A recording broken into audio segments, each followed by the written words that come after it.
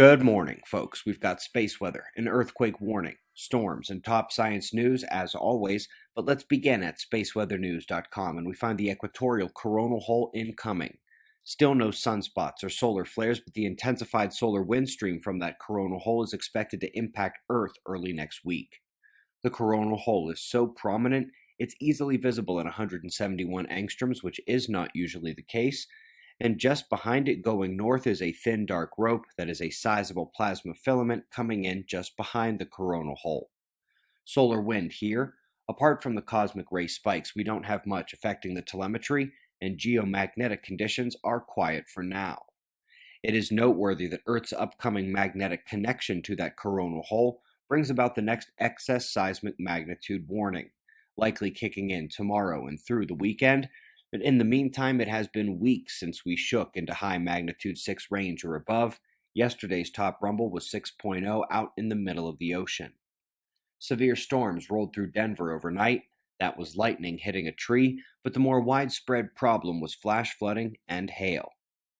Looking a bit ahead, strong system just east of the Philippines is going to skirt over the islands and coastal regions between it and Taiwan, seriously, right between them, and then head west towards China for landfall. Keep in mind, these forecasts update multiple times per day, so locals stay informed. Grace Foe, up next, another of the projects I wasn't sure about in terms of products to come out, but the water weight gains due to rains and loss due to melt and drought is an interesting picture of weight distribution changing considerably over relatively short time scales. Such things used to happen on Mars. We have more confirmation and further detail on what the now red planet used to look like, and it was probably similar to Earth in many ways. Rain, rivers, seasons, until one day it wasn't. We're heading way out into the cosmos right now. In fact, technically further than we are able to see right now. But they do hope the James Webb Telescope will pierce through to the first star formations. Interesting video and accompanying article linked below. And speaking of below, we're heading down to the center of the Earth, the core, and a bit of shocking geophysics out this week cuts down the core rotation speed of our planet to only a 0.07 degrees superrotation.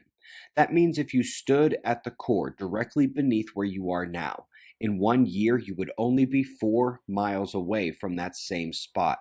Having moved slightly faster and making your way slightly more around the turn around the surface, that's either indicative of them not having a clue what's down there and how it behaves, or it means that Earth's modern rotation desperately relies on the core to keep its speed. Last but not least, we're talking nova, but not ones we see go off at vast distances throughout the universe. This is about the delivery of the iron 60 isotope to Earth, to fall in the snow of Antarctica. They say it's from just the last 40,000 years, and it couldn't be from very far away, likely from the interstellar regions right around us.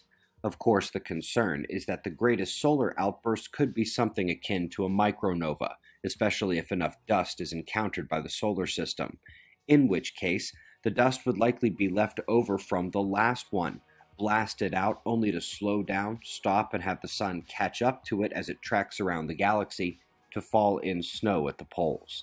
Of course, the micronova and core rotation are not independent stories. Our cosmic disaster movie is linked below this one, explaining the connection with Earth's magnetic reversal and extinction cycles, and also linked below is our plasma cosmology movie, which will help explain why this all happens. We greatly appreciate your support. We've got wind map forecasts and shots of our star to close, and we'll do this all again tomorrow, right here, but right now it's 4:40 a.m. in the new Valley of the Sun. Eyes open, no fear. Be safe, everyone.